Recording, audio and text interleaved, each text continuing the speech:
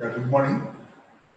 Let us look at how do we carry out two first order series reactions, and later my interest would be to simulate these reactions in Aspen. To start with, let us consider this reaction scheme, A giving rise to R giving rise to C, happening in a batch reactor at constant density under isothermal conditions. Let us presume that initially no products are present, so we are starting with pure A. Typically, when you look at the concentration profiles of all these three, A being the reactant, the concentration of A continues to decrease with time. And similarly, the concentration of C, the final product, will continue to increase with time. However, the concentration of R is going to reach a maximum, and after some time, it is going to reduce with time.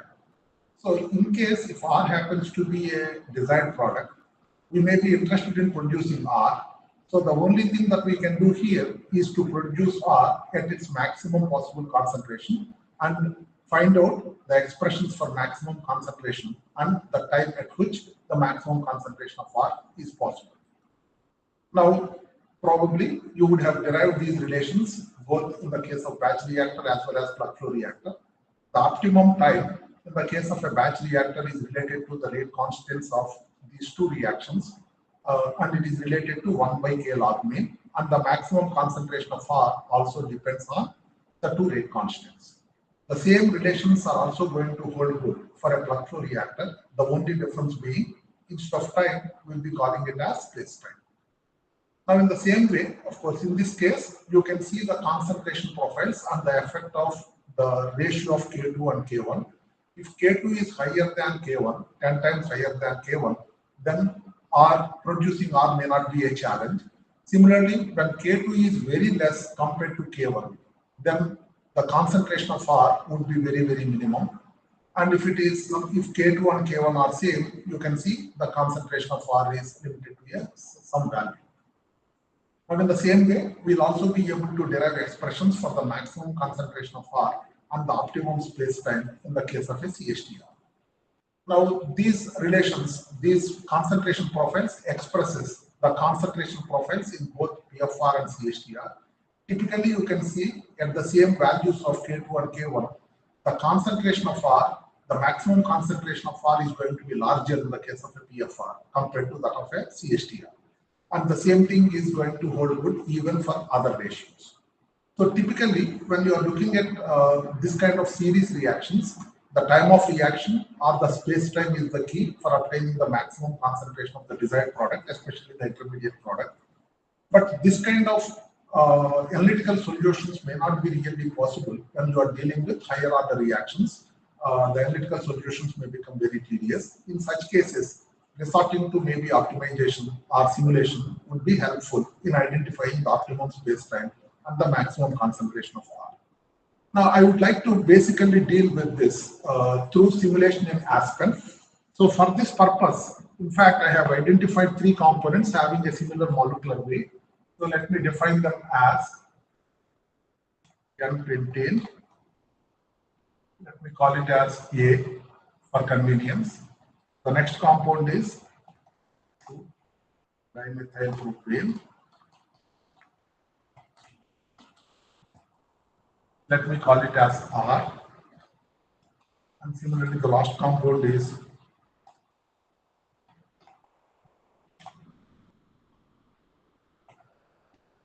2-methylbutyl. Let me call it as C. Now, let us go to the next step. After defining the components, you need to select a property model. Let me choose Java Shader. Having defined the components and the property model, you will be able to go into simulation environment. As I said, my idea is to simulate this reaction scheme in both CHTR and PFR in the same simulation. So I'll be using a duplicator. I think all of you know what is the purpose of a duplicator. It copies the input information to all its outputs. I'm using a CHTR model and also a plug flow reactor model. So let me connect the input and output. So the moment you define S1, whatever outputs that you draw from this duplicate of block will also contain the same information as is given in S1. So I'm trying to put the same information to both the reactor schemes. So S4 is the outlet from plug flow reactor, S5 is the outlet from CSTR. Now let us try to define the problem, define the reaction scheme and provide the necessary information. So it doesn't really matter. So I'll take something like 25 degrees centigrade because I'm not trying to give the kinetic information based on temperature. Let me assume some pressure. And I'm assuming the molar flow rate because there is no products present initially. Let me assume A is entering at the rate of 100 kilomoles per hour. So we have defined the input stream. Then go to the next step. So we are trying to define the CSTR model. So it is also operating at 1 bar, constant temperature of let us say 25 degrees centigrade. So I would like to provide a volume of 1 cubic meter.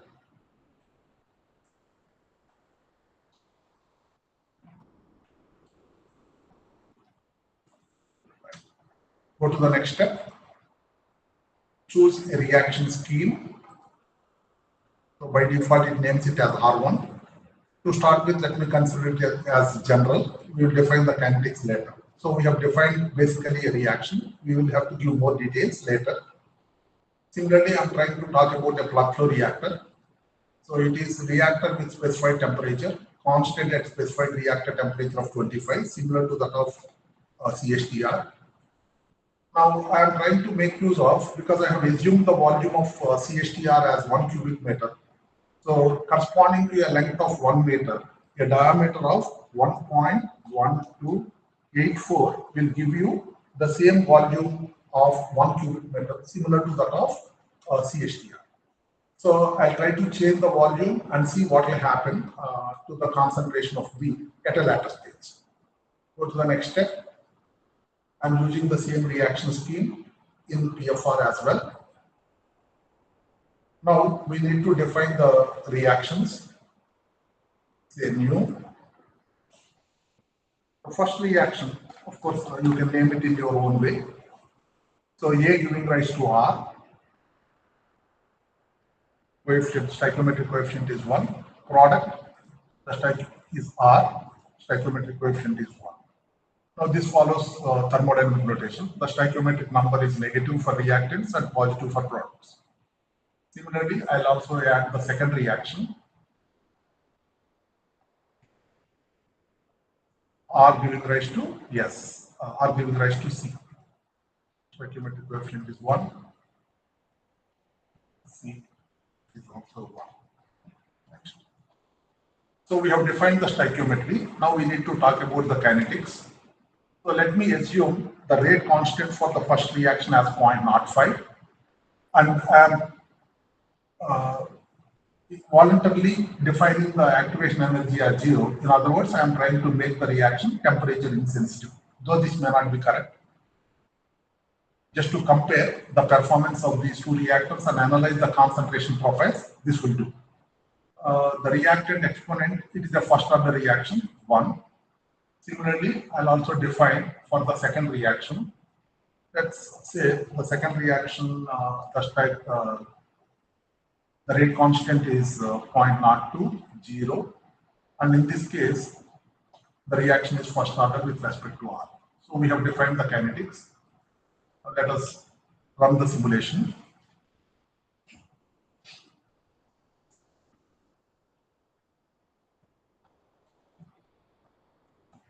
Okay, just 1 second. I think this is this part. This will have to be vapor. And similarly, in the first case also, it should be vapor. Okay.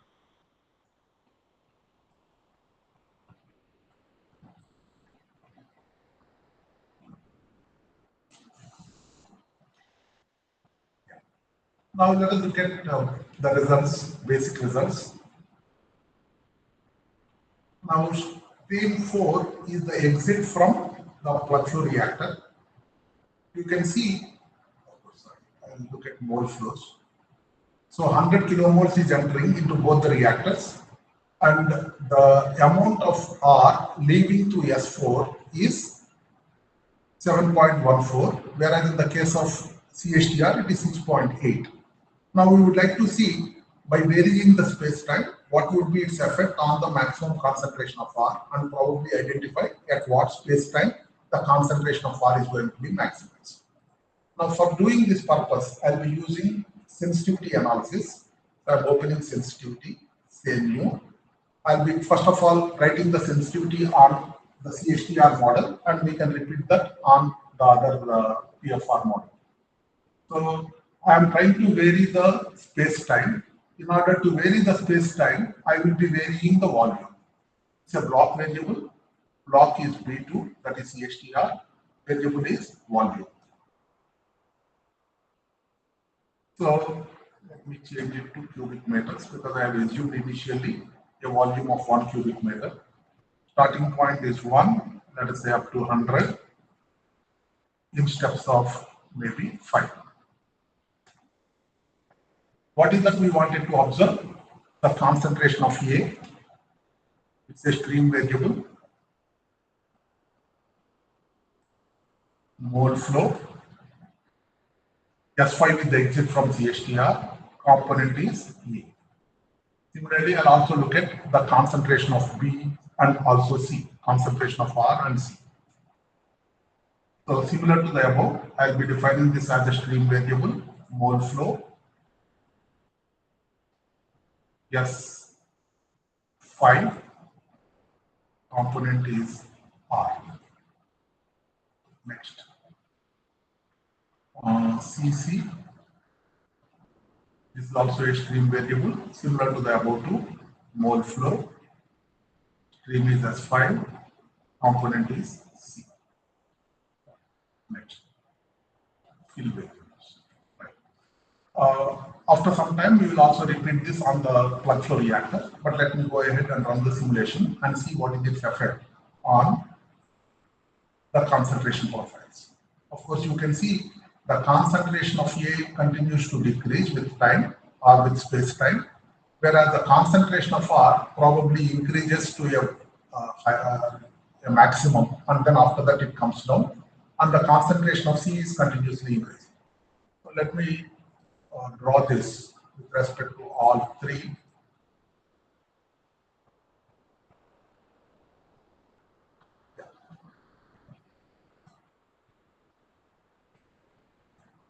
Now you can see the concentration of A is continuously decreasing with time, concentration of C is continuously increasing with the time, and the concentration of R is increasing to a maximum, and after some time it is coming down.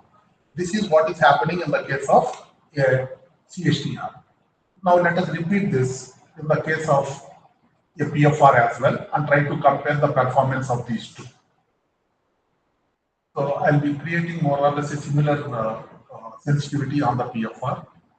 I'm varying the volume of the reactor. V3 is the plug flow reactor. I cannot vary the volume, I'll be varying the length, because initially I have chosen the diameter as diameter such that the entire volume is 1 after assuming the length as 1. So if I increase the length from 1 to 100, it will also indicate the volume as 1 to 100. So starting point is 1, end point is 100. So in other words, I'll be varying the space time similar to that of a CHTR. Next, I'll be defining the concentrations CA in plug flow reactor. So it's a stream variable, mole flow, stream is S4, variable is A, component is A. Similarly, I'll be talking about concentration of R in the plug flow reactor. This is also a stream variable, mole flow, stream is S4, variable is R. So another CCP, concentration of C in the plug flow reactor, also a stream variable, mole flow, stream is S4, component is C. Next, tabulate fill variables. Now let us run this problem. Now you can see the results of even this plug flow reactor. The concentration comes down, concentration of A, concentration of R increases, and then after some time it decreases. Concentration of C continues to increase. You can have a look at this graphically.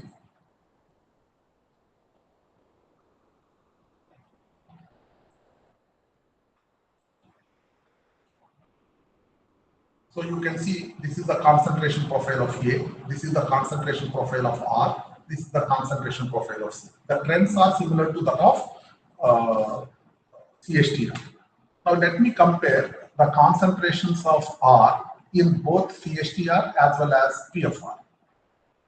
For example, let us look at the results of CSTR. I'll be looking at only R, concentration of R. So this is how the concentration of R is varying in the case of a CSTR.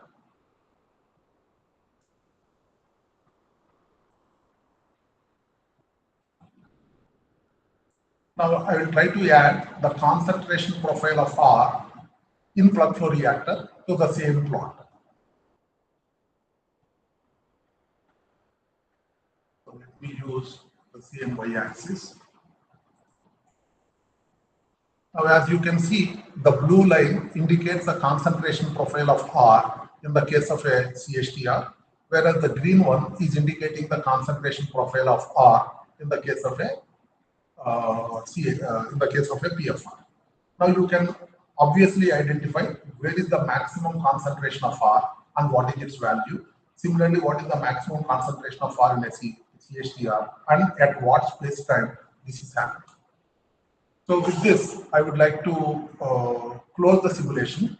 What I would like to tell you is, as I said, in case of first order, we were able to identify analytical expressions and derive them, and we were able to calculate the maximum concentration of R and probably the optimum space time. But for a higher order reactions, such analytical derivations are going to be tedious. Now it would be possible to simulate and identify the maximum concentration of R and the corresponding optimal space time at which the maximum concentration of R is obtained through simulations, irrespective of whatever may be the order. Now, for example, if you consider this kind of a problem, if K1 is equal to NK2, we can calculate these concentration profiles, whatever may be the ratio of K1 and K2, as I have shown in the demonstrations. This kind of calculations can be quite easily done by varying the values of K1 and K2. And the limitation need not be with respect to two first order reactions, but we should be able to deal with this kind of simulations irrespective of whatever may be the order of the chemical reactions. So let me close down my record.